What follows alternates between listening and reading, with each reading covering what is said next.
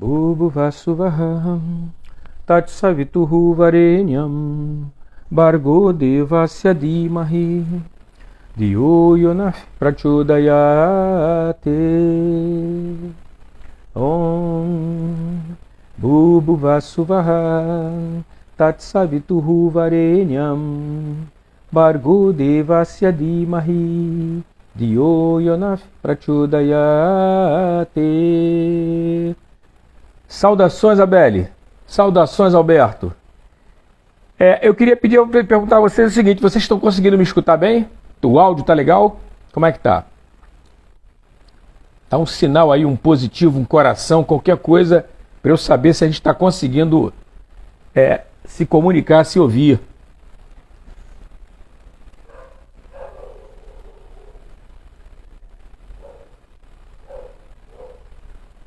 O áudio, como é que tá o áudio? Manda um sinal aí, digitar um joinha, qualquer coisa, se vocês estão conseguindo me escutar bem.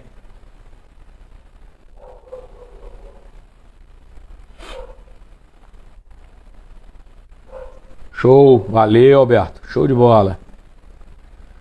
Bom, boa tarde a todos, Namastê, Harion.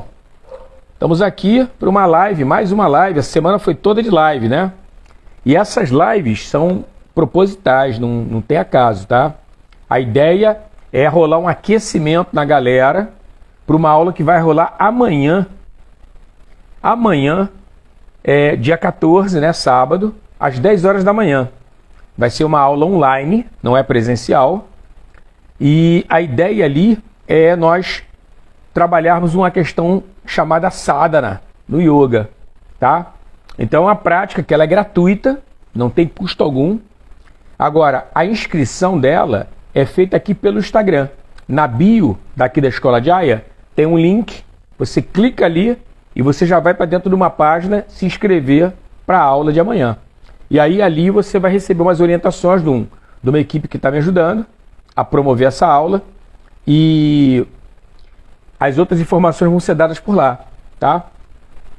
Bom, hoje nós estamos aqui para uma live muito especial, que são as 5 razões para você conhecer o Yoga Sutra de Patanjali. Para quem não sabe quem é o Patanjali, o Sr. Patanjali, ele não foi o criador do yoga, ele foi o codificador. Ele organizou o yoga da época dele, como ele aprendeu, e nos deixou esse legado, né? Para que nós pudéssemos hoje, no século XXI, estarmos aqui praticando yoga e seguindo uma certa coerência do que é o yoga realmente, né? Porque, infelizmente, muita gente inventa umas coisas aí e não tem uma base experimental, como foi o caso do Sutra de Patanjali, né? Então isso é uma experiência, né?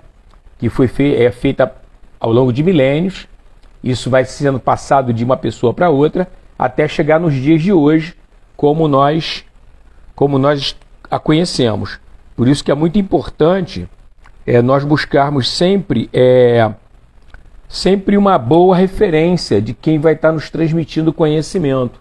Isso é tão importante quanto você buscar um bom médico. Tá? O prejuízo pode ser grande. Tá? Não é para botar medo em ninguém, é só para você ver que o assunto é sério e pode trazer uma série de problemas desnecessários. Né? Isso aqui é importante deixar claro. Namastê, Monique, Harion. Bom, hoje nós vamos estar aqui recebendo o professor Alberto Carvalhal, que é formado em filosofia pelo Fundão, professor de yoga, sei lá, eu acho que deve ter uns 30 e poucos anos que o Alberto dá aula. Eu tive a oportunidade de conhecer o Alberto na academia do professor Hermógenes, que ele foi professor de lá. Eu fui professor substituto, eu cobria férias só do pessoal, mas em pouco tempo nós fizemos uma boa amizade e, além da figura fantástica que é Alberto, né, vocês vão ter a oportunidade de conhecer ele, além da figura fantástica, é um cara de muito conhecimento, muito conhecimento. E ele conhece muito não só de yoga, de Vedanta também, né? Então isso parece bobagem, parece uma coisa não tão importante, mas muitas vezes no yoga, quando você não consegue uma compreensão adequada, o Vedanta te ajuda. Namastê. Kátia, tudo bem? Namastê. A mesma coisa acontece com o Sankhya, né? Que é um outro darshana, né? São 6 darshanas ortodoxos, entre eles Vedanta, Sankhya e Yoga. Então o que acontece? No Sankhya é a mesma coisa. Quando você tem uma boa base de Sankhya, só para vocês terem uma ideia, a mesma base do Sankhya é a mesma base do Ayurveda, em termos de compreensão de como é que as pessoas nascem, como é que as pessoas vêm para a Terra, tá? Então, só para vocês terem uma ideia de como é que esse tipo de conhecimento é útil, né? Então, os médicos de Ayurveda, eles têm que ter o mesmo conhecimento que um praticante de Sankhya, né? Que um estudante de Sankhya, uma pessoa desse calibre. Então, eu convidei o Alberto, ele aceitou, para nós conversarmos sobre essa obra fantástica e principalmente sobre as consequências dessa obra, né? Porque a questão toda do yoga é que ela é muito prática, né? Ela tem que ser colocada em prática. Então não adianta eu intelectivamente ficar sabendo das coisas e não fazer uso disso, né? Então é muito importante ter essa percepção. E com isso nós vamos convidar o Alberto, e aí o Alberto pode se apresentar melhor, que de repente ele tem outras qualificações que eu também desconheço, né? Eu falei assim a grosso modo, mas eu gosto que o convidado sempre se apresente, até no intuito dele criar aí uma interação com o pessoal, tá? Então, eu vou chamar o Alberto para ele participar aqui conosco dessa live.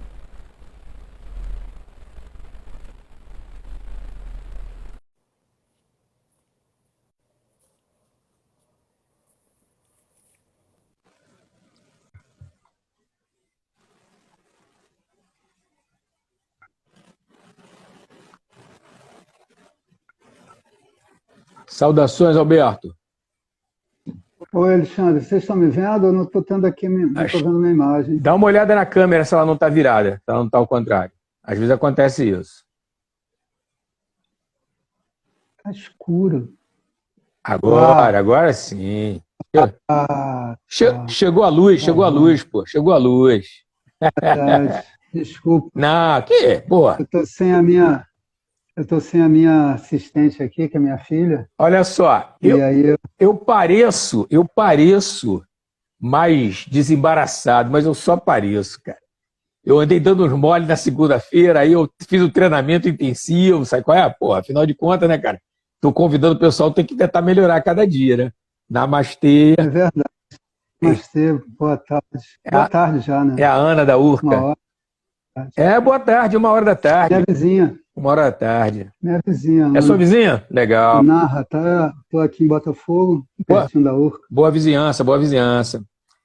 Alberto, eu estava falando com o pessoal sobre essa questão, né? E das tuas qualificações, da tua formação, mas queria que você falasse como é que é a tua trajetória, né? Porque a tua formação é a tua trajetória, basicamente, né? Que você tem feito aí nas últimas 3 para 4 décadas aí que tu tem. Verdade. 30, você está aí na, como é que é? Como é que se chama? Meu Deus. Dando aula de yoga, mas você tem um nome, dando aula Eu tô como que é? Da aula. Eu tô lecionando yoga há 33 anos. 33 anos. Eu tô há 30. Em maio agora. É engraçado, né? Curioso. Em maio agora eu comecei a dar aula lá na Academia Hermógenes. Olha só, cara. Esse mês de maio está fazendo 30 anos. Tá redondo. Interessante. Eu não me lembro exatamente o dia, mas deve ter sido início de maio. Primeira, segunda-feira de maio. Foi bom você comentar esse assunto. Hoje uma aluna falou assim: Alexandre, houve um problema na tua transmissão da meditação de manhã. Eu falei assim: houve sim, Ana. Ela falou assim: tu já deu uma olhada no céu, como é que tá? Aí eu falei: céu? Eu não sabia que ela manjava de astrologia, né? Ela falou assim: Mercúrio tá retrógrado. Aí eu ri. Hoje pela manhã? Hoje pela manhã. Deu uma treta lá, mas o que acontece, cara? É isso que eu falo pro pessoal. A gente tem que ter uma psique flexível, maleável, se amoldar à situação, né? E aí, porra, a live começou a rolar e a live, o YouTube me jogou pro lado de fora. Eu tentando entrar na live para dar continuidade à meditação, eu tava bem no comecinho. E não dava chance, cara. Eu falei: rapaz, como é que eu vou fazer isso agora? Aí eu falei assim: peraí, cara. Aí eu tentei pensar, sabe, como é que eu vou... Aí eu falei assim: sabe o que eu vou fazer? eu vou tentar começar uma outra live. Porra, não deixou não, cara. Aí depois de uns 3 ou 4 minutos, né? Porra, eu sou brasileiro, né, cara? Brasileiro não desiste, né? Eu insisti, aí ele deixou, cara.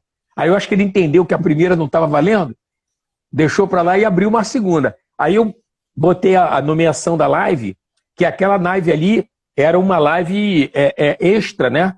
Porque a primeira tinha dado uma zebra. E aí faltava, cara, quase só uns 8, 9 minutos só para terminar a meditação. Eu falei, cara, eu não vou perder a viagem, cara. Já estou aqui, cara. Aí eu comecei a conversar com o pessoal sobre os mecanismos da mente, né? E aí fiz um vídeo de uns 9 minutos da meditação, falando sobre esses mecanismos da gente, tentar controlar a mente, como é que você tem que agir. Aí eu falei, cara, tá vendo? Mudei, reverti a coisa toda. O que era desfavorável virou favorável. Aí fiz um outro vídeo paralelo aí com o celular. Já tá no YouTube o outro vídeo falando sobre esse assunto. Mas foi legal, foi legal. Improvisei e saiu certo. Deu certo. 33 anos, dá para improvisar, né? Rapaz. O cara pode... eu não sei tua percepção do tempo, sabe? Eu não sei tua percepção do tempo. Pra mim, sinceramente, de coração, porra, parece que não passou esse tempo, cara. Eu, às vezes, é que o pessoal fala e tudo, aí eu tenho que pensar, eu não me ligo no tempo, cara. Eu sou um cara totalmente desligado de tempo. Eu tenho que ser responsável porque eu dou aula de segunda a sábado, então eu tenho horário para tudo, né? Mas, cara, se eu fico pensando se eu morasse no interior, cara, tivesse outro tipo de vida, cara, eu acho que eu nem sabia a minha idade, cara. Eu fico desligado desse negócio, cara. Verdade. Eu também, quando me pergunta a idade, eu tenho que fazer conta. Outro dia a moça, essa última foto que eu botei lá, fazendo a Carmen do Horácio, né, a postura do arqueiro, a moça perguntou, quantos anos você tinha naquela época? Eu falei, eu devo ter feito, eu não sabia, eu também não fiquei fazendo conta. Tem que fazer conta, né, cara? Tem que fazer conta. Aí, eu devo ter tirado aquela foto, sei lá, em 2002. Não sei. Eu tava fazendo os cálculos, cara. Eu devo ter começado a praticar yoga com 23, 24 anos nessa base. Eu lembro só que tinha sido depois do quartel e depois do curso de química. Eu já tinha passado pelo quartel e pela química, então a única referência era essa. Então acredito que tenha sido ali, naquele trecho de 88, nessa base mais ou menos que eu comecei a praticar yoga. Saudações. Para falar um pouquinho da... E o Lídio aqui, ó. O Lídio está de prova aqui. Eu vi agora. Amigo, né, do Pedro II. Outro dia eu vi a foto do Lídio, cara. Eu vi a foto do Lídio jovem, cara. Eu te mostrei. Tu mostrou, o Lídio está aqui. Tu mostrou o pessoal do Pedro II, pessoal Pedro II. Só gente fina. Eu comecei na Academia Hermógenes em 84. Foi o último ano lá do Pedro II. Sim. Aí eu ia até de uniforme para lá. Caraca, olha só. De uniforme, fazia aula. Eu comecei em 84. E aí, quer dizer, eu tinha uns 18 anos quando eu comecei a praticar na academia, com orientação na academia. Mas eu já praticava antes. Até a história é engraçada, porque a história toda começou com um livro. Minha mãe tinha um livro chamado Vida Depois da Morte. Eu até falei com essa menina sobre esse livro. Eu contei rapidamente essa história para ela. Faz tempo, meu amigo. Aí ele aqui. Aí... ela me perguntou sobre o livro, se esse livro era de espírita. Eu falei, não, esse livro não era de espírita. Esse livro foi escrito, ele foi escrito por um autor chamado William Walter Atkinson. William Walter Atkinson. Só que ele escrevia com o nome ele escreveu com o nome de Yogi Ramacharaka. Então ele escreveu, acho que uma coleção de 12 livros. E entre eles estava lá Vida Depois da Morte, que minha mãe ganhou em 62. Eu nasci em 65. Caraca, porra, uma ganhou em 62. Eu peguei esse livro, folhei o livro, li alguma coisa, achei interessante e vi na contracapa esses livros da coleção Yogi. Né? Eu comecei a comprar os livros, fui comprando. Nessa época eu tinha uns 13 para 14 anos. 13 para 14 anos. Alguns desses livros eu comprei até quando estava no Pedro II. Eu guardava o dinheiro lá do lanche, aí comprava os livros. Tinha uma editora lá, perto, uma livraria, até hoje existe, Elisarte. Eu soube, outro dia a Ângela, a dona lá do Espaço Yogananda, me falou, não, a Elisarte ainda está lá. Aí eu comprei vários livros, comprei praticamente a coleção inteira. Aí tinha um livro interessante que era chamado assim, Hatha Yoga, a Filosofia do Bem-Estar Físico. E tinha um outro livro, A Ciência Hindu Yoga, olha só que chique, A Ciência Hindu Yoga da Respiração. Esse livro eu fiquei fascinado com ele, comecei a ler o livro, aí fazer algumas técnicas lá do livro, né? Só que aí, como eu tinha o Pedro II que eu tinha que estar lá, tinha que estar no Pedro II às 7 da manhã, a gente ia de trem, né, Lídio? Bons tempos aquele. Chegava no centro da cidade rapidinho, meia hora, 20 minutos, dependendo do trem, você chegava lá. Trem é tudo de bom, né, cara? O carioca não devia Madureira, ser privado disso, cara. Tinha que ter trem pra cidade toda. Né? Aí eu morava em Madureira na época, e morava numa casa que tinha tipo um sobrado, né? Tinha uma família em cima e a gente morava embaixo. Então eu acordava às 5 para pegar a condução vazia, saía de casa às 5h30, mais ou menos, para pegar a condução vazia.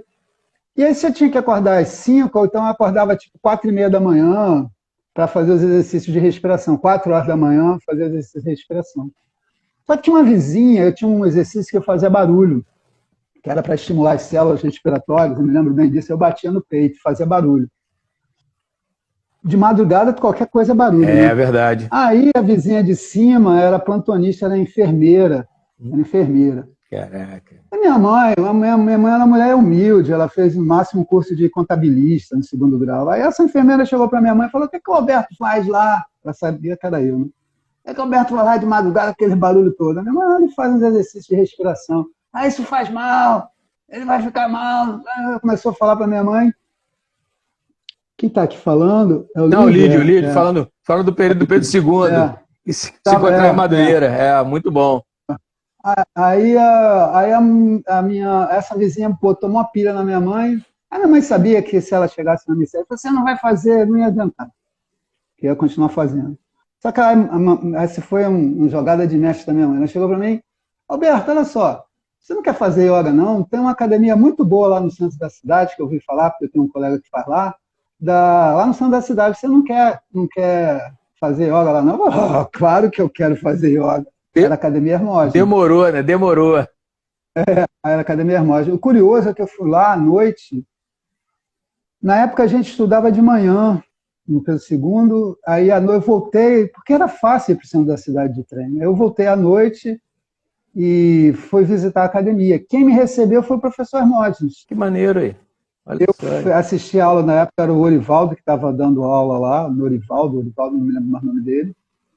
Ele estava dando aula também, eu falei com ele, foi muito simpático, era a última aula de 7 às 8, aí o professor Rocha me recebeu e me deu a ficha de inscrição. Eu vou até publicar essa ficha de inscrição no Instagram. Relíquia, legal, cara. Eu tenho essa ficha, vou publicar.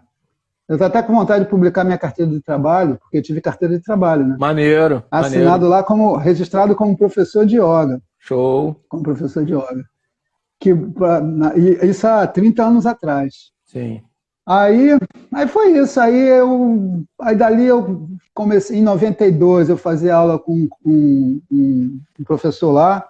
Esse professor foi responsável por eu ser por ter sido professor de lá. Você conheceu também, o Luz Mário. Luz Mário, sim. Ele tinha um problema de horário e me pediu se eu não queria fazer um estágio lá para dar aula. Aí ele conversou com o professor, conversou com a Maria, que na verdade a Maria que era a dona da academia, que ela mandava lá. E aí o professor aceitou, eu tive apoio do Fernando, que era meu professor também. Na época o João Batista ainda estava lá, eu tinha sido aluno do João em 84, o João foi meu primeiro professor. E foi isso, aí eu comecei a dar aula, me lembro, a Maria assistia a aula para ver se... Porque a academia era dela, né? Para ver se me aprovava ou não. Claro. Ela me viu dando aula, gostou. E de lá para cá, pronto. Aí, com a Academia Hermógenes, eu conheci, através da academia, porque era um nome muito respeitado na academia, a Glória Arieira. Sim. Eu comecei a fazer curso com a Glória. Eu comecei a dar aula na academia em 92. E aí comecei com o curso de Vedanta com a Glória em 94. E eu estudo até hoje. Hoje não tem mais aula presencial, mas eu estudo aulas gravadas. Eu agora estou estudando novamente Taittiriya Upanishad. Coisa boa, hein? Interessante é o seguinte, que quando a gente começava na Academia Hermógenes, todos os professores de lá eram bons oradores, eram bons professores de teoria, de filosofia. O professor Hermógenes, ele dava uma aula na sexta-feira à tarde de Gita e de Yoga do Krishna, onde ele fazia a comparação da Bhagavad Gita com o Evangelho. Maneiro. Aí todo mundo lá dava aula de filosofia. Aí eu meio que fui empurrado para também falar sobre filosofia, né? Aí começou. junto com as aulas de Hatha Yoga, de Asana, Pranayama, tinha as aulas de filosofia, tinha as aulas de meditação. Por exemplo, os mais estudava os sutras. E junto com o estudo de Vedanta, eu comecei a me interessar com o estudo de Yoga Sutra. Né? Fiz os cursos da Glória. A Glória começou, sabe, não sei quantos anos atrás, a dar aulas de Yoga Sutra, e ela fez a tradução baseada nas aulas dela. No trabalho de 10 anos, ela fez a tradução dos Yoga Sutras, traduzindo do sânscrito para o português, o que facilitou bastante o estudo, porque eu tentei fazer a tradução sozinho, era muito difícil, eu não tenho sânscrito para isso. Na época, então, menos ainda. E agora, com a tradução, facilitou bastante. Né? E nesse período todo, eu venho estudando os Yoga Sutras. E seguindo a orientação da Glória, de tentar entender aquelas palavras lá, dos sutras, dentro de um contexto maior da própria tradição védica, da própria tradição da oralidade, né? Do conhecimento oral que é transmitido, não só no sentido de que o Veda é uma tradição oral, são versos que as pessoas memorizam, como esses versos têm, as palavras têm sentido, e esse sentido é elucidado dentro do contexto dessa tradição oral, entendeu? Então, perfeito. Era isso, foi isso. Aí, nesse período, eu venho estudando os sutras, eu, inclusive, estou dando cursos de Yoga Sutra. Eu comecei a dar aula na Academia Hermógenes de Yoga Sutra. Show. Eu fiz o livro inteiro e depois uma metade, porque coincidiu que eu saí de lá em 2014, mas eu continuei estudando. E aí teve uma coisa engraçada, porque eu fiz aula em 2001, eu comecei a fazer aula de Iyengar com a Deborah Weinberg, e mais tarde eu comecei a fazer aula com a Kátia. E em 2006 eu fiz a formação de Iyengar Yoga, a prova, e passei. Então eu tenho a certificação de Iyengar Yoga, a partir de 2006. Eu sou da primeira turma formada, certificada de Iyengar Yoga aqui no Brasil, com o professor Faek Birya, que faleceu recentemente. Eu soube do falecimento dele. De Iyengar Yoga. O Faek é show. Então eu comecei a treinar com a Kátia, a estudar com a Kátia. E a Kátia fez uma formação de 3 anos.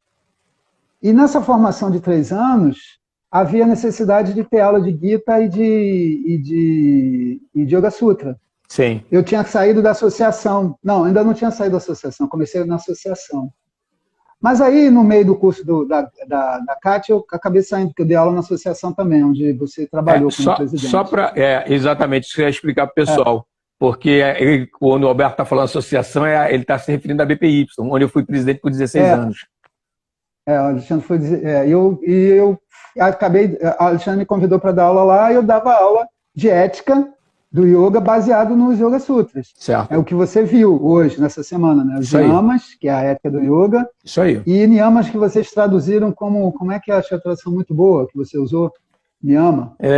Tu gostou do comentário, Aquela tradução foi ótima. Peraí, deixa eu te dizer aqui. Eu estou aqui com a pauta. Peraí, rapaz. Peraí, só um minutinho. A conduta disciplinar do yoga. Conduta disciplinar do yoga. Perfeito. Perfeito. Eu sei que é difícil, né? O termo é niyama. Yama é o que você não deve fazer. Niyama é o que você deve fazer. Mas aí traduziu como conduta disciplinar do yoga. Perfeito, é isso aí, uma definição perfeita de niyama. Então eu fazia lá esse curso de ética baseado nos sutras. Eu tinha familiaridade com os sutras.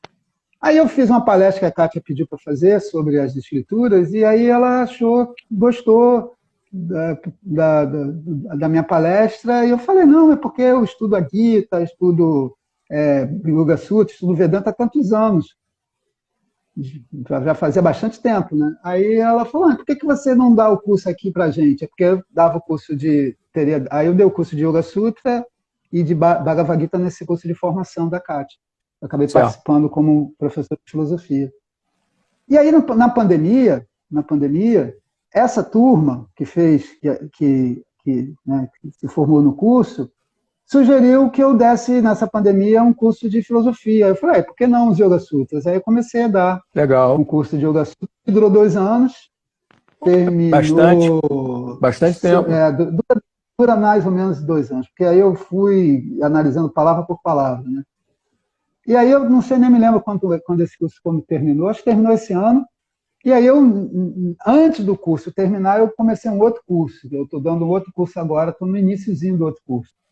Eu estou vendo novamente, eu vou ver novamente o livro inteiro, os 4 capítulos. Fez uma turma. Eu cheguei a fazer um ciclo de palestras, né, sobre os sutras. Não, e é uma coisa, é um assunto que cada vez que você vê, você descobre outras coisas, né, que estão inseridas ali. Por isso que às vezes as pessoas elas têm essa ideia de que eu já li, eu já sei. Não, cara. Sabe, você está sempre vendo coisas novas dentro desse material, né? Eu vi muitas coisas. Uma coisa que me ajudou muito, vou revelar aqui um segredo, e ao mesmo tempo é uma coisa ousada, eu sei que é ousada da minha parte, mas... Se é segredo, gente, anota aí, se é segredo, não está em livro essa. Olha só, vamos lá. Conta aí. Porque... não tá. Eu descobri também, porque nesse inteirinho, a gente, lá na Academia Hermógenes, voltando na Academia Hermógenes, a gente dava aula de meditação. Então, durante um tempo, eu dei aula de meditação lá. E meditação é uma coisa que sempre me interessou. No início, lá atrás, nessa época, quando eu comecei, o que me interessava era a filosofia e a meditação. Certo. Nessa época, aí, lá para os 14 anos. Então, eu sempre me interessei por filosofia. E me veio... Aí eu fui fazer... Eu também estudei filosofia no FRJ, na época que eu estava dando aula na academia, e me especializei lá em uma área da filosofia chamada Filosofia da Mente, e conversava com um rapaz chamado Tomás. E o Tomás, eu falei para ele umas coisas, e aí ele achou que... Aí ele descobriu um autor que trabalhava com filosofia da mente e física. Eu li o autor, é o Alan Wallace. Era o Alan Wallace, que fazia uma relação entre filosofia da mente e física e budismo. Legal. E depois esse mesmo menino me deu um livro do Alan Wallace. Ele me falou, um livro eu comprei, li, achei interessante. Aí depois ele veio com outro livro chamado A Revolução da Atenção. Estou até com esse livro aqui. Esse livro é fantástico. Fantástico. Uma obra-prima. Sensacional. Aí eu peguei esse livro e foi uma descoberta. E o livro está assim, ó. O teu exemplar está assim. É isso que eu ia comentar, está bem usado o teu. Está todo acabado aqui. Isso aí. Esse daí não é daqueles que fica na estante, não, né? Não. Essa usando toda hora. Tem uma figurinha. Isso aqui tem uma figurinha de quando a Vitória era pequenininha. Ó. Olha só aí. Guardei de memória aqui. Legal. Kinder Ovo, isso aqui. Kinder Ovo? Estou fazendo propaganda sem ganhar dinheiro. Estou fazendo propaganda sem ganhar dinheiro. Aí, esse livro foi fantástico. Esse livro é baseado num texto tradicional de um autor chamado Kamalashila, que ele fala assim, os 10 estágios da meditação, onde ele descreve todo o desenvolvimento da atenção. Vai descrevendo de uma pessoa que consegue se concentrar muito pouco até o samadhi, ou seja, a concentração perfeita, o foco perfeito. Eu li aquilo ali, estudava os Yoga Sutras, eu falei, não, cara, isso aqui está nos Yoga Sutras. O que ele faz é detalhar os passos. A gente nos Yoga Sutras tem Dharana, que é a concentração mental, Dhyana, que é a meditação, e o Samadhi, que é o equilíbrio da atenção. Está lá, né, assim, com a definição de cada uma dessas, digamos assim, etapas, que ele chama o conjunto, o processo de Samyama. O livro do Kamalashila, ele vai dar uma concretude, vai preencher esse processo em detalhes, dando uma riqueza de detalhes. Mas o que ele está descrevendo ali é o que está dentro dos Yoga Sutras. Principalmente quando o Patanjali fala que esse Samyama, esse processo, ele tem bhumis, ele tem etapas. Fala, isso aqui são os 10 estágios da atenção. São os degraus. Agora, né? Degraus. se você me perguntar, mas quem te ensinou? Não ensinei, eu só juntei uma coisa com a outra. Perfeito. Entendeu? E aí eu vi algumas coisas interessantes sobre o uso de certas palavras. Aparece a palavra memória, por exemplo, nos sutras, e algumas vezes essa palavra memória não significa memória mesmo, mas significa a capacidade de manter o objeto na mente, ou seja... Perfeito. Atenção. Reter a atenção. Sim. Reter a atenção. Entendeu? É muito interessante. Aí eu fui juntando as coisas. Peguei a parte mais, digamos assim, abstrata com o conhecimento das Upanishads, da Sim. Vedanta. Algumas partes mais pontuais eu usei a Gita, e coisas mais minuciosas que não aparecem dentro da tradição, que eu não vi, eu preenchi com esse conhecimento da tradição budista. Porque é bom lembrar o seguinte, o Buda era um meditador. Sim. Ele aprendeu a meditar dentro da tradição hindu. Ele teve 2 professores hindus. E o processo de samadhi que ele alcançou foi baseado dentro dessa tradição. Ele mesmo, Alan Wallace fala, o Buda não descobriu o samadhi já existia na Índia, e o conhecimento para levar o samadhi já existia. O que o Buda fez foi uma outra descoberta. Ele desenvolveu, ele se deu conta de uma outra forma de meditar, que não vem ao caso aqui, que é chamado vipassana, é uma outra coisa. Mas o samadhi, de onde ele parte, já existia na tradição hindu. Perfeito. E esse conhecimento de levar a mente ao samadhi, ao equilíbrio da atenção, e todo o estilo de vida necessário e a disciplina necessária para isso, está dentro dos Yoga Sutras. Está na Gita, mas muita coisa é detalhada nos Yoga Sutras. Muita coisa detalhada nos Yoga Sutras. Entendeu? Entendi. Não, Enfim, importantíssimo, né? Importantíssimo porque as outras fontes terminam apontando o Yoga Sutra como uma fonte altamente confiável, né? Para nossa... reforça isso. Reforça isso. Reforça isso. E a questão interessante, a gente está falando do budismo, que a questão do budismo é liberar a mente do sofrimento, né? Existe sofrimento. Eu falo pro pessoal que tem gente que pensa... Tem gente que pensa que o budismo é uma religião. Eu explico para o pessoal, para os alunos. Ele é um darshana heterodoxo. Ele não aceita o Veda como revelação, mas é um darshana.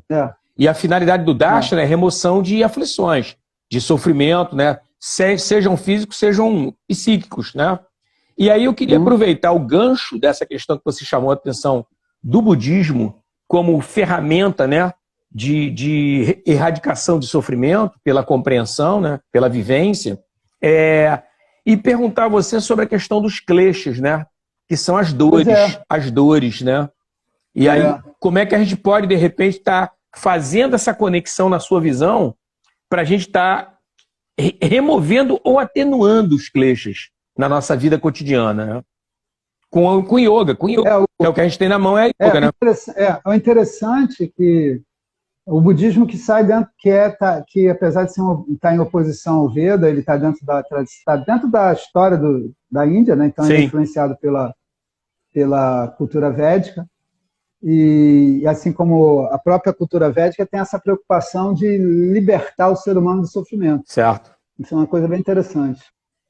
E a visão de que isso é possível, isso que é muito interessante também. O sofrimento existe. Perfeito. E é possível a liberação. Mas é possível libertar do sofrimento de uma forma definitiva. Perfeito. Isso não é uma trivialidade. Não é. Porque existem escolas que não acham que seja possível tal coisa. O máximo que se pode fazer é reconhecer o sofrimento e aprender a conviver com ele. Exatamente. Na Índia, das escolas tradicionais, até mesmo as escolas heterodoxas como o budismo, acreditam na erradicação.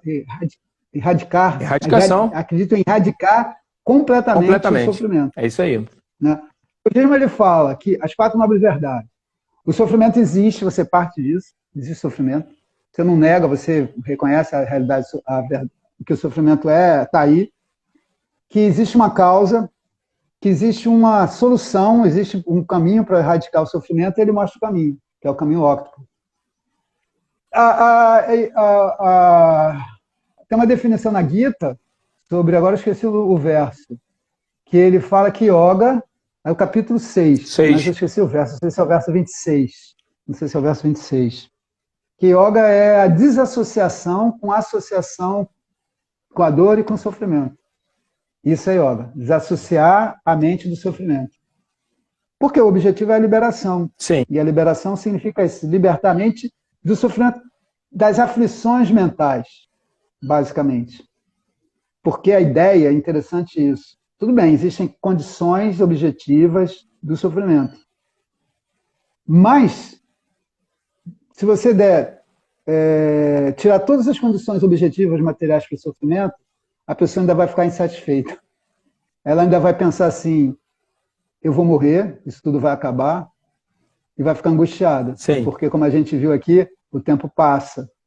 E se você tem um contato com uma coisa agradável, esse contato vai desaparecer. E não precisa que venha uma coisa desagradável no lugar, não. O simples fato do prazer desaparecer já é um desprazer. Sim, sim. Já é um desprazer. Então, existe um sofrimento mais profundo do que as condições materiais, né? Que é o sofrimento mental. E isso é que você chamou de klesha, o que Patanjali chamou de klesha. Klesha é o sofrimento mental. E de onde vem esse sofrimento mental? Se está tudo bem, por que a pessoa sofre? É o seguinte, né? É interessante isso. A sociedade védica foi organizada assim. Como Marx falou, a cada um de acordo com a sua necessidade, de acordo com a sua capacidade.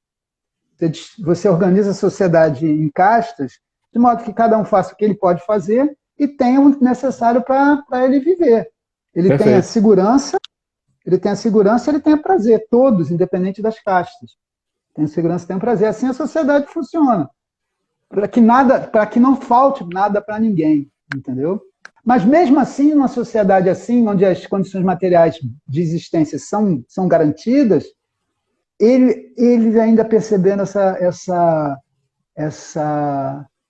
sensação de que tá faltando não algo. Tá bom, tá faltando falta algo, alguma né? coisa. E a percepção da limitação, a morte vai vir. E aí o que acontece? Não é porque simplesmente a religião é uma forma de anestesiar o sofrimento, não. Mas é porque diante da morte, o que você pensa? Bom, se a vida não termina, eu quero uma vida melhor. Né? Porque se a vida termina, tudo bem, né, cara? Acabou. Você teve uma boa vida material, a vida terminou, pronto. Mas se continua. E a ideia e a visão da Índia, eles nem discutem isso, é um fato da vida. Karma e reencarnação é um fato da vida. Sim. A vida vai continuar. Não discutem, não discutem. Não, isso aí é fato da vida. E a vida vai continuar. E aí a miséria vai continuar, vou estar sempre assim me sentindo. Vai sempre faltar alguma coisa, vai sempre faltar alguma coisa, vai sempre faltar alguma coisa. E essa miséria que continua, pelo menos uma miséria no sentido de que está faltando algo, está sempre faltando algo, é a aflição mental, é o klesha.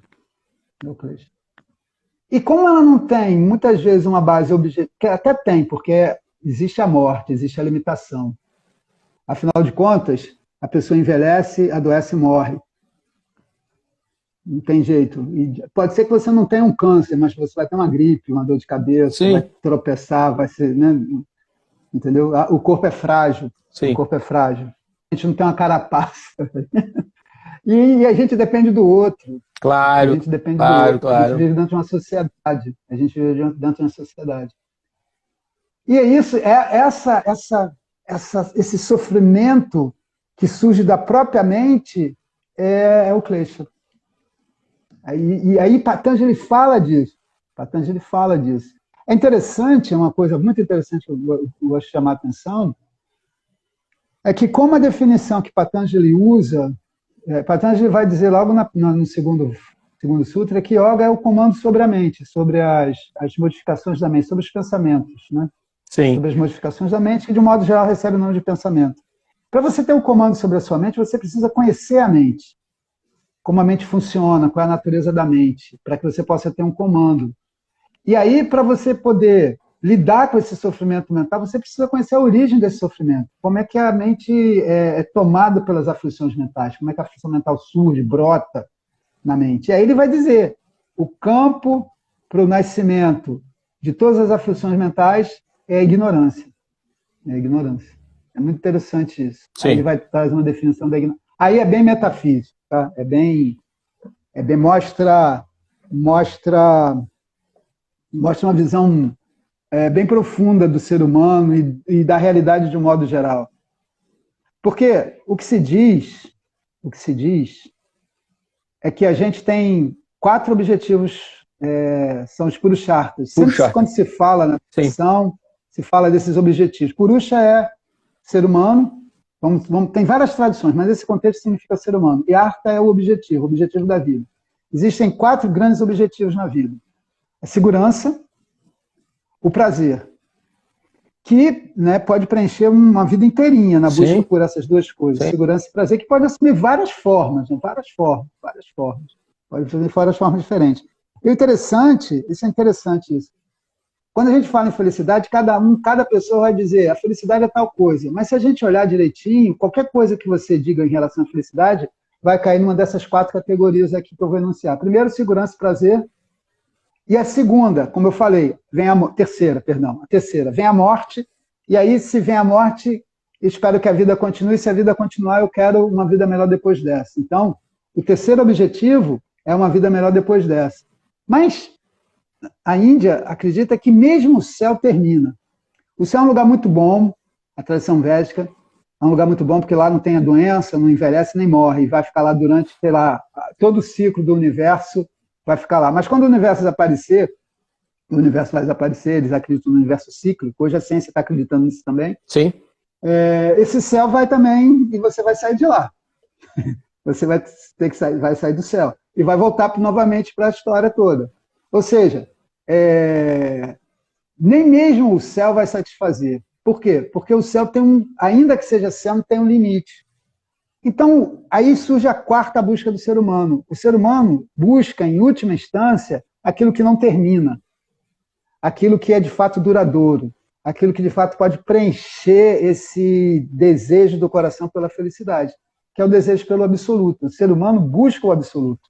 Ele busca aquilo que não termina. Ele busca o absoluto. Aí a ideia é que esse absoluto, ele já é alcançado. Ele já é a natureza desse que busca alcançar o absoluto. Entendeu? Então, o sujeito, o eu, a natureza última desse eu é idêntica ao próprio absoluto. Por isso que Patanjali vai definir o Atma, o eu, como sendo puro, como sendo eterno e como sendo a fonte de toda a felicidade. E ele vai dizer que a ignorância é confundir esse que é puro com o impuro, é confundir esse que é eterno com o perecível, e é confundir esse que é fonte de toda a felicidade com aquilo que é insatisfatório. Basicamente, a gente se identifica por não saber quem nós somos, a gente se identifica com aquilo que a gente tem consciência, que é o corpo e a mente, e essa identificação com o corpo e a mente é o segundo klesha. Sim. É o segundo klesha, é o asmita. Asmita. Asmita. Asmi é eu sou. O asmi é sou. O eu não aparece, mas ele está lá. Eu sou. E o tá é a qualidade de ser. A qualidade de ser eu sou. Ou seja, de um indivíduo. Eu sou esse corpo aqui, essa mente, que é pequeno, que é pequenininho, que é transitório, que é perecível. Perecível. E que precisa do mundo, porque é através do mundo, dos objetos do mundo, que eu vou encontrar a felicidade. Perfeito. Eu vou encontrar a felicidade. E aí, pronto. Aí, algumas coisas eu quero ter perto de mim, porque eu experimentei são agradáveis, outras coisas eu quero estar longe de mim, que eu experimentei são desagradáveis. Aí surge o terceiro klesha, que é o gosto e a aversão. E é interessante isso, que baseado nas nossas preferências, nos nossos gostos e aversões, vem a nossa satisfação, a nossa felicidade. Quando é que eu vou estar feliz? Quando eu estou perto do agradável e longe do desagradável. Quando eu estou infeliz? Quando eu estou perto do desagradável e longe do agradável. Entendeu? Aí você tem a terceira... Peraí, eu já falei, a ignorância. Sim. São 5, né? Ignorância, o eu, o asmita, aí o gosto e a aversão. E tá faltando um. Não, é porque. Não, tá. Gosto é o terceiro. E aversão é o segundo. E a aversão é o quarto. É o quarto klesha. E aí vem o quinto klesha que eu já falei também. Sim. Eu tenho consciência, mesmo que eu tenha uma boa vida, que a vida termina. Aí eu quero que a vida continue. E aí, porque eu quero que a vida continue, eu não quero que ela termine, então eu fico com medo que ela termine. Então, aí o quinto klesha é esse, é o apego à vida e o medo da morte. Que Patanjali fala, é um fluxo natural, presente em todos os seres vivos, e que domina até mesmo a mente do sábio. Termina até mesmo a mente do sábio. E aqui a gente tem, então, os 5 kleshas. Os 5 kleshas.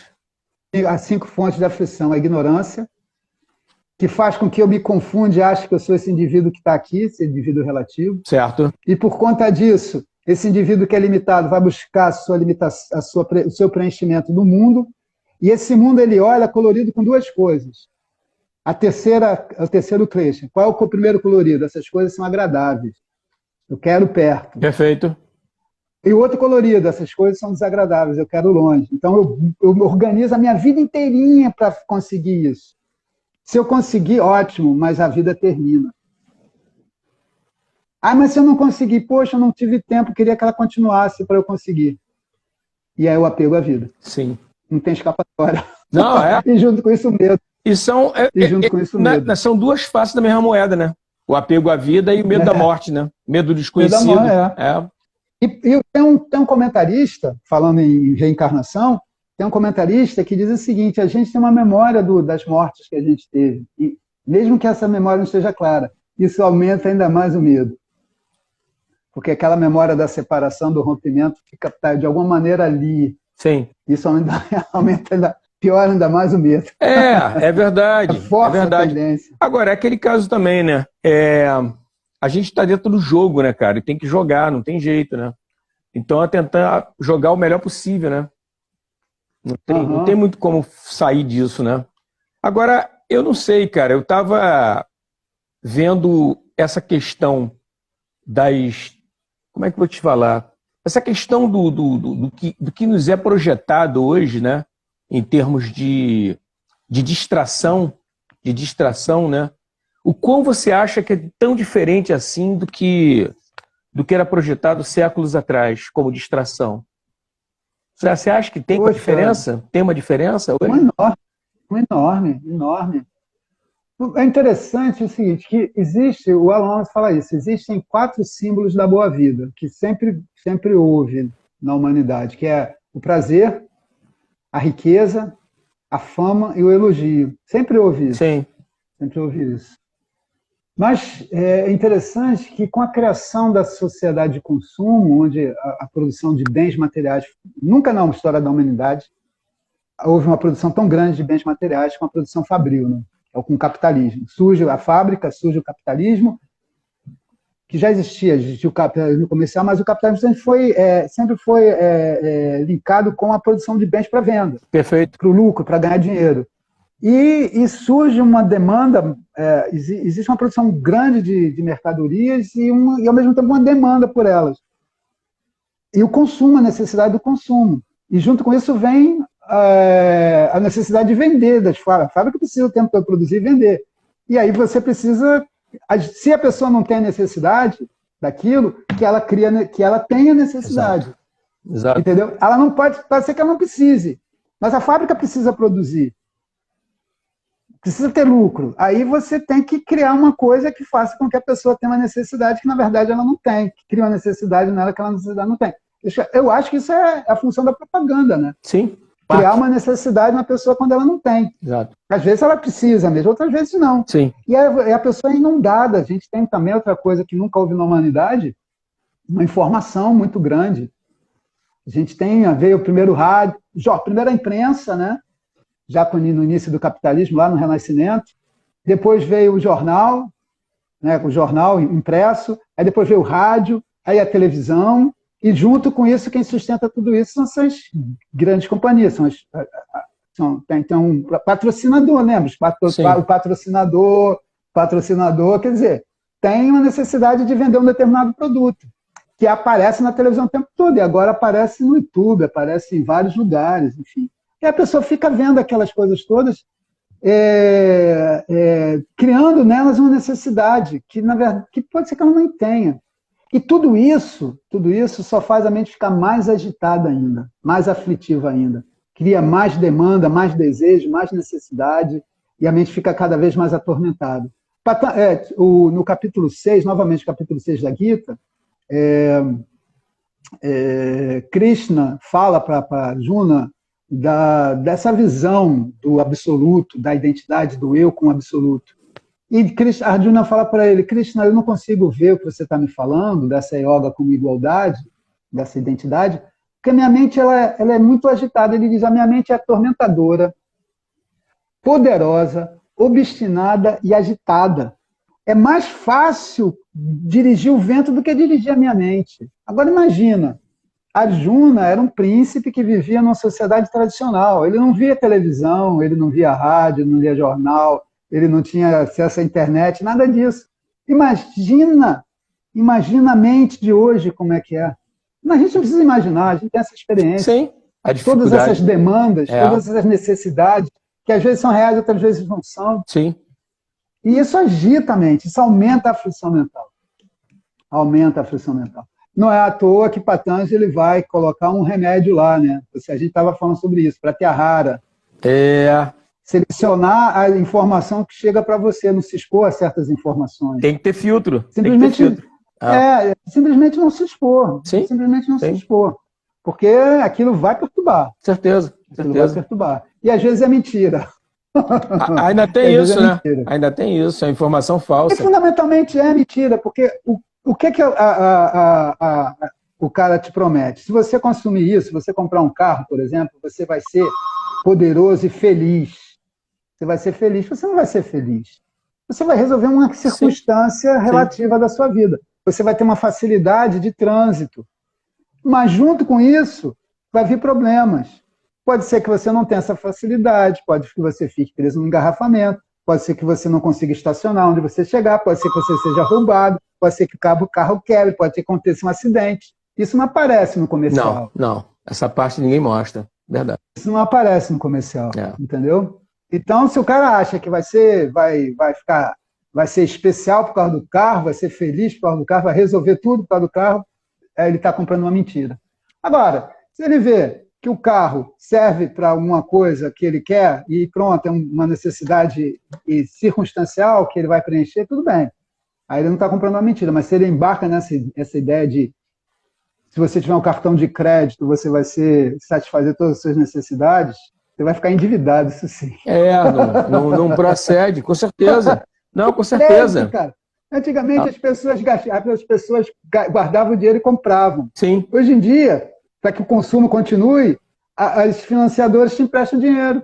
Perfeito. Na verdade é isso, o cara está te emprestando porque você está endividado. E ainda está pagando os juros. Correto. Só um minutinho, Alberto, só um instantinho. Tá?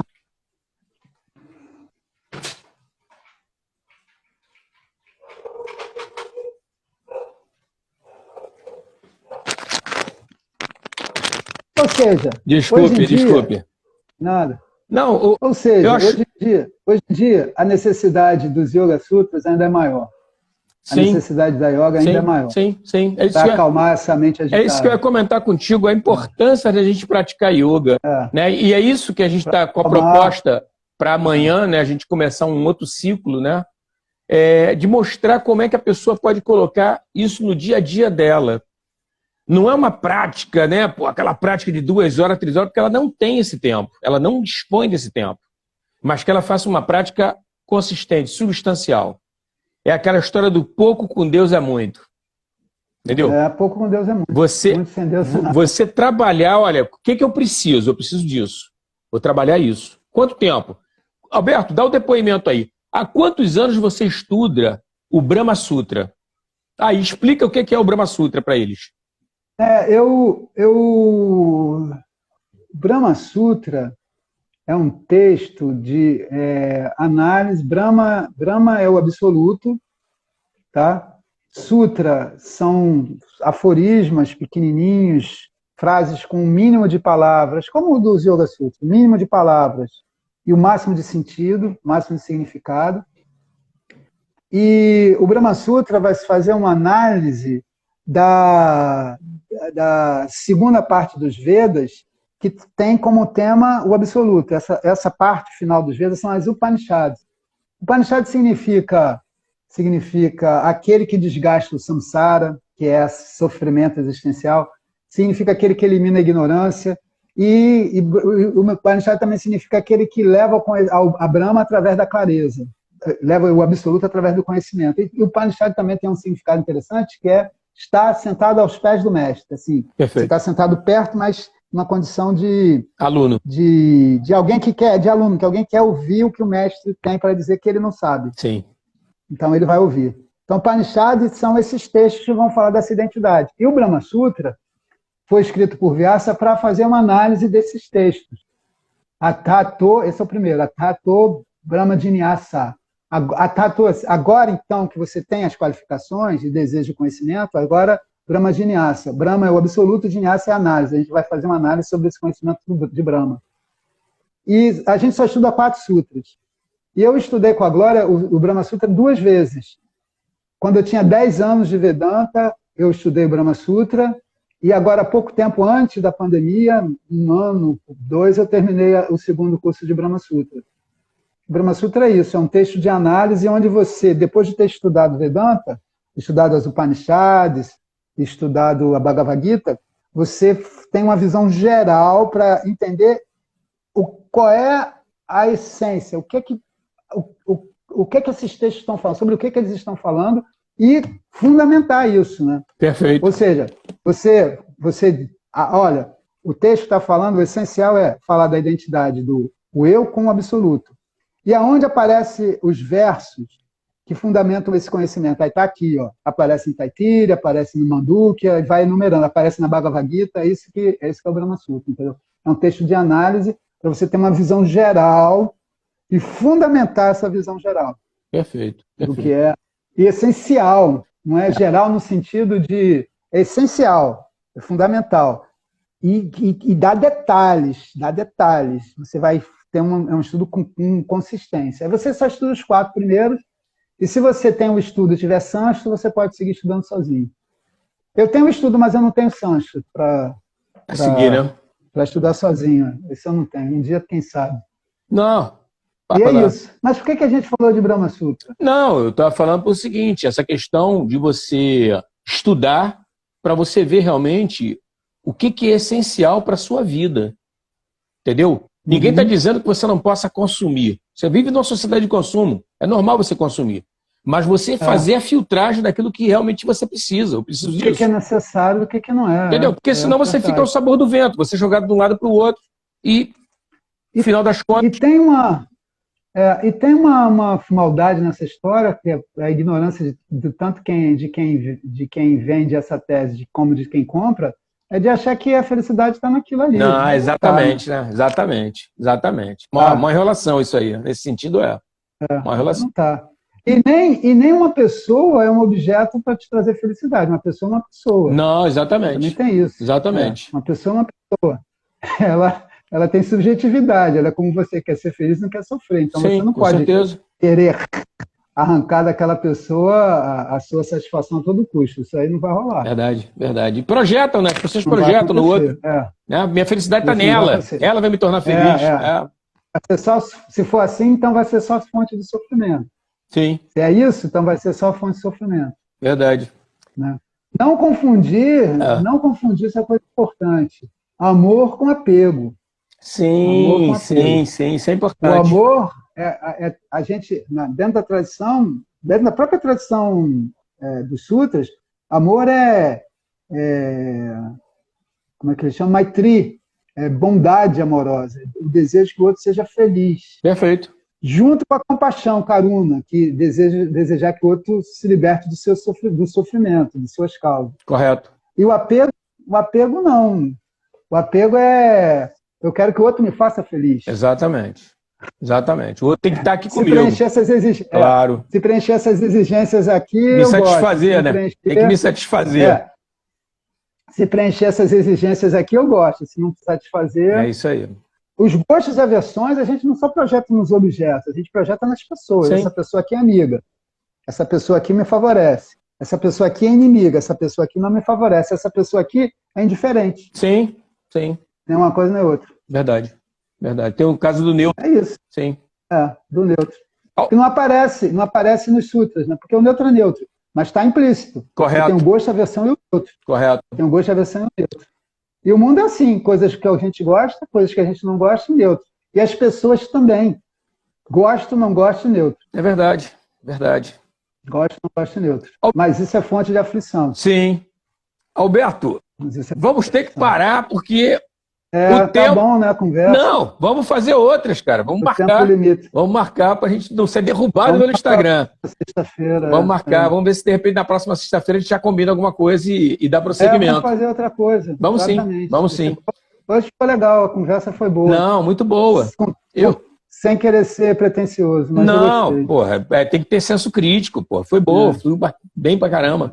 Colocou bem as ideias. O que acontece? É só para lembrar o pessoal que amanhã vai ter essa aula online, né? O pessoal que quiser participar da aula tem que se inscrever aqui na bio da escola, né? Aquele linkzinho que tem na bio. E amanhã vamos estar lá, né? E, Alberto, faça suas considerações finais aí para poder encerrar. Só dizer que foi muito bom, gostei de estar aqui com você. Eu tenho a intenção da gente fazer, que a gente faça mais lives, se a gente puder fazer toda sexta-feira uma live essa hora sobre os sutras e até sobre outros assuntos também, tá ótimo. E, por favor, grave essa aula aí, eu sei que o comando vai gravar agora. Eu gravo.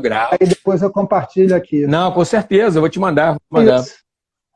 Mais uma coisa, quem assistiu aí, eu estou fazendo um curso de Yoga Sutra, quem quiser fazer o meu curso, me escreva aqui na mensagem privada. Isso aí no privado. Entre em contato, já pede as referências aí. Grande professor. Exatamente. Eu atesto que é um grande professor. Obrigado. Vale a pena o investimento. Cada centavo vale. Obrigado, Alexandre. Mas cara, é aquele negócio. Eu acho o seguinte, que todos nós que somos professores, independente se somos de yoga ou não, independente, eu acho que é muito importante a gente fazer uma virada nesse país em relação a isso. Entendeu? Porque realmente um país só é de fato se ele valoriza os seus professores, seja a área que for. Uma sociedade sem professores é complicado.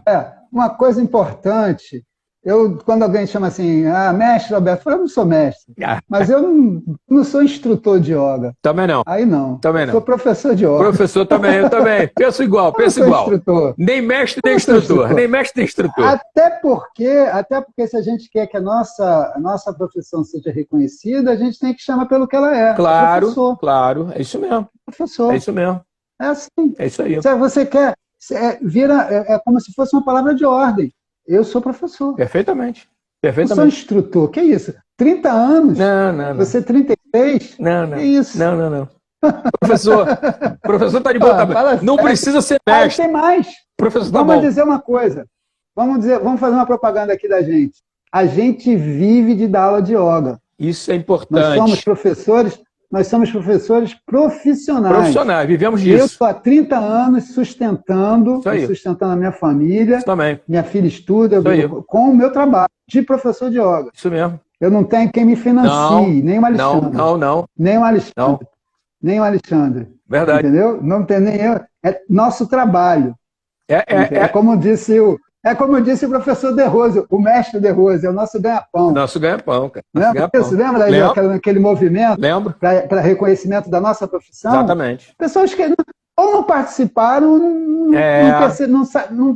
entenderam essa história de instrutor. Não entenderam. Eles não entenderam a história. Eles não perceberam a ameaça que foi aquele período. Porra, se foi.